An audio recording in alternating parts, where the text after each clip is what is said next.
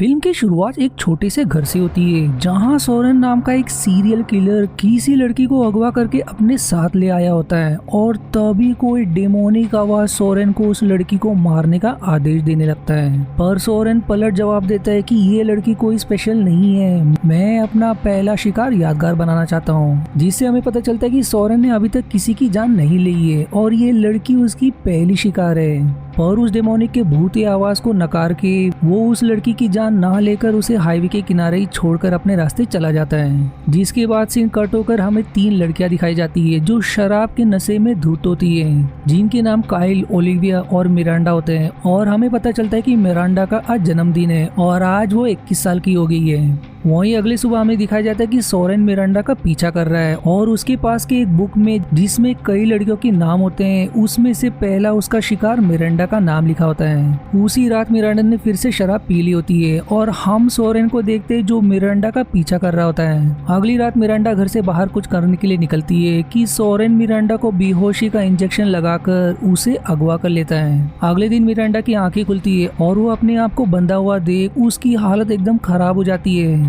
सोरेन उसे बताता है कि मुझे एक आवाज सुनाई दे रही है जो मुझे लड़कियों को मारने का आदेश दे रही है, इसीलिए आज मैं तुम्हारे साथ खेलूंगा और मन भर जाने पर मैं तुम्हें मार दूंगा। जिसके बाद सोरेन मिरांडा से बोलता है कि अपना हाथ दो, यदि मिरांडा ने ऐसा नहीं किया तो वो उसे एसिड से मार देगा और वहीं अगर उसने उसकी बात मानी तो वो उसे कुछ नहीं करेगा। जिसके बाद मिरांडा डर के मारे अपना हाथ दे देती है, जिससे सोरेन खुश हो जाता है और उसे कुछ नहीं करता।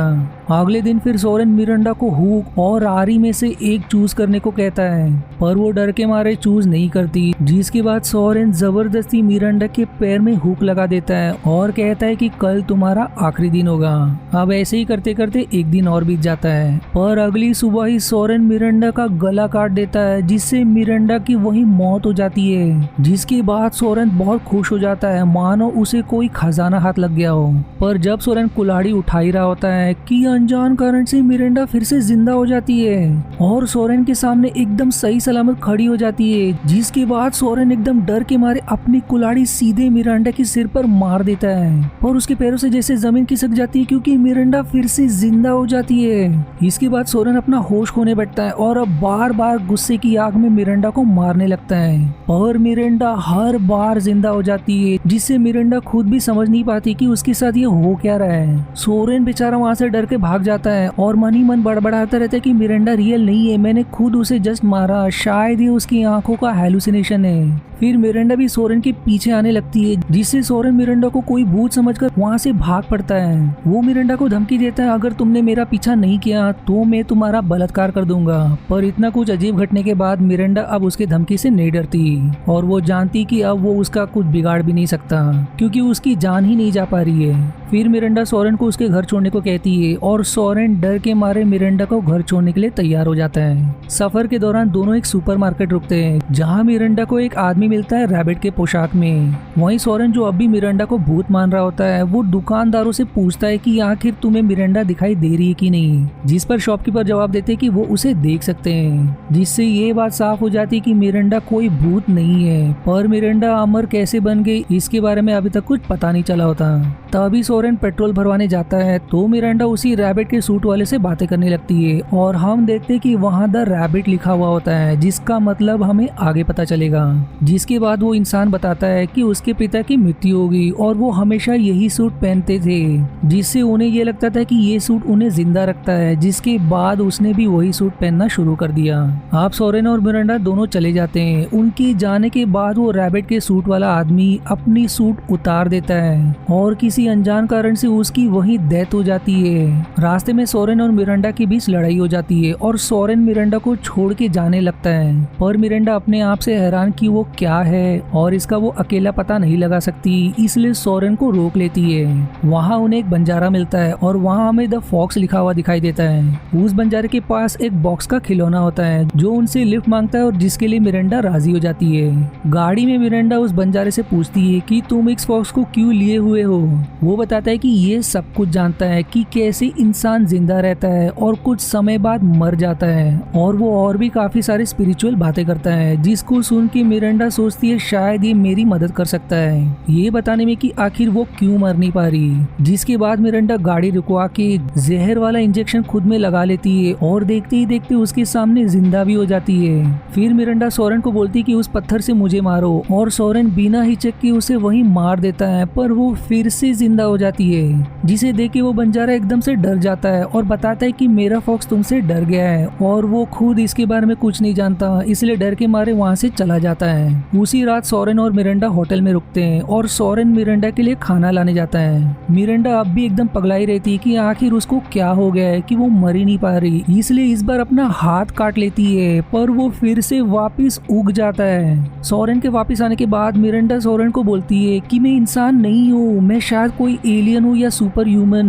उसी रात सोरेन और मिरांडा दोनों बातें करते हैं, जहाँ सोरेन बताता है कि वो हमेशा से अकेला है और दोनों के बीच काफी बातें होती हैं, जिसके बाद ऐसा प्रतीत होता है जैसे मिरांडा को सोरेन से प्यार होने लगा है। अगले दिन सोरेन और मिरांडा दोनों होटल से चले जाते हैं और होटल के पीछे मिरांडा को कुछ आवाजें आने लगती है, जिसके बाद वो वहां जाके देखती है तो उसे एक लड़की मिलती है, और अब हम द कैट लिखा हुआ देखते हैं, और वो लड़की डस्टबिन के ऊपर बैठी होती है और वो बताती कि इसमें एक बिल्ली मरी हुई है, जिसकी वजह से वो डस्टबिन के ऊपर बैठी है। उसकी बात को सुन के मिरांडा को अजीब लगता है और वो लड़की बताती ये सब मेरे साथ 1 साल से हो रहा है, मुझे हर जगह मरी हुई बिल्लियां दिखाई देती है। जिसके बाद मिरांडा डस्टबिन में देखती है जहाँ सच में एक बिल्ली मरी हुई होती है। जिसके बाद मिरांडा उस लड़की को दिलासा देकर चली जाती है। रास्ते में मिरांडा बोलती कि अगर मैं घर जाऊंगी तो वो सब मेरे इस अजीब बीमारी के बारे में नहीं समझ पाएंगे और मुझे किसी असाइलम या गवर्नमेंट के लैब में डाल देंगे। जिस पर सोरेन जवाब देता है कि तुम्हें मेरे बारे में सब बताना होगा क्योंकि मैंने तुम्हें अगवा किया।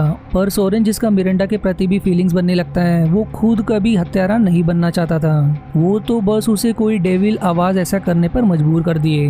वहीं अब जब उसकी मिरांडा से बनने लगी है, वो खुद मिरांडा को कहता है कि घर पहुंचने पर उसे खुद उसके बारे में बताना होगा क्योंकि वो ये डिजर्व करता है, और वो अंत में मिरांडा को घर छोड़ के वहाँ से चला जाता है। इसके तुरंत बाद मिरांडा से पुलिस पूछताछ करती है, पर मिरांडा अपने अजीब बीमारी और वो सोरेन के बारे में कुछ नहीं बताती। फिर हमें सोरेन को दिखाया जाता है जो वही बुक लिया होता है जिसमें लड़कियों की तस्वीर थी। जिसके बाद उसे फिर से वही ईवल आवाजें सुनाई देने लगती है जो उसे फिर से लड़कियों को मारने का आदेश देने लगता है, पर सोरेन बहुत मुश्किल से अपने आप को कंट्रोल करता है। अगले सीन में हमें मिरांडा अपनी दोनों साथियों के साथ होती है। उसके साथी उसे सारी बातें समझाने के लिए कहते हैं, पर मिरांडा कहती कि तुम नहीं समझ पाओगे। फिर मिरांडा अपने कमरे में जाती है और बाथटब में जाके सुसाइड कर लेती है, पर वो अब भी फिर से जिंदा हो जाती है। अब अगले दिन मिरांडा अपने इस बीमारी के बारे में अपने माता पिता को रिवील करती है। उसके माता पिता पहले तो उसके बातों पर यकीन नहीं करते, तो मिरांडा अपना हाथ काट कर उन्हें दिखाती है कि कैसे उसका हाथ फिर से उगाया,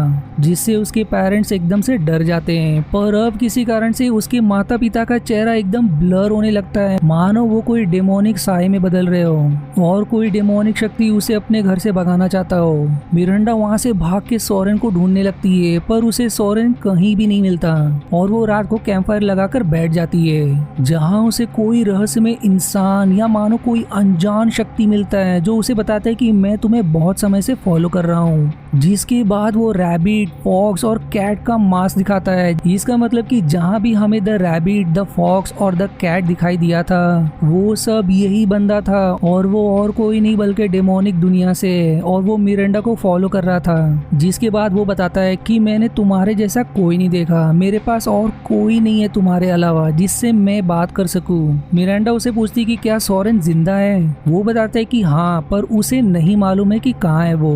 पर अगले दिन वो अनजान डेमोनिक शक्ति का इंसान कहीं गायब हो जाता है और अब मिरांडा फिर से सोरेन को ढूंढने लगती है। जिसके बाद मिरांडा को सोरेन 1 हफ्ते के बाद मिलता है, जहाँ सोरेन मिरांडा से माफी मांगता है उसे छोड़ के जाने के लिए, और वो बताता है कि जब मैं तुम्हारे साथ होता था तो मुझे अनजान आवाजें नहीं आती थी। फिर मिरांडा अजीब कारण से कहती कि मुझे एक बार फिर मारो। जिसके बाद सोरेन उसे जहर वाला इंजेक्शन फिर से लगा देता है, पर इस बार वो जिंदा होते नजर नहीं आती है, जिससे सोरेन एकदम परेशान हो जाता है। पर बाद में मिरांडा की आंखें खुलती है और अब समझ आता है कि मिरांडा सिर्फ नाटक कर रही थी सोरेन के प्यार को परखने के लिए, जिससे मिरांडा समझ जाती है कि सोरेन सच में उससे प्यार करता है और वो भी कहीं ना कहीं ही उसे चाहती है, इसलिए दोनों गले मिलकर एक हैप्पी एंडिंग के साथ ये मूवी खत्म हो जाती है। अब अगर आप ये सोच रहे होंगे कि आखिर मूवी का मतलब क्या है और कहां से मिरांडा को शक्ति मिली कि वो कभी मरती ही नहीं, वहीं वो डेमोनिक आवाज किसी की हत्या करने के लिए क्यों सोरेन को आया करती थी।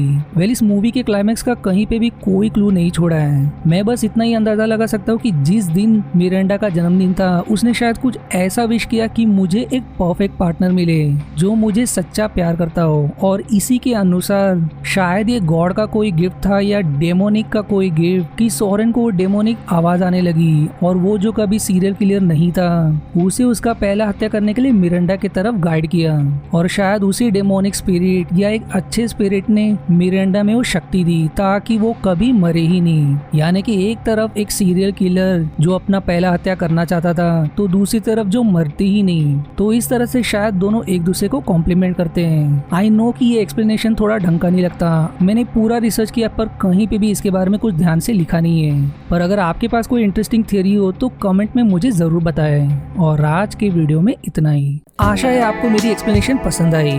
यदि हाँ तो प्लीज वीडियो को लाइक करना और चैनल को सब्सक्राइब करके सपोर्ट करना ना भूलें। मिलते हैं अगले एक्सप्लेनेशन वीडियो में, तब तक के लिए धन्यवाद दोस्तों।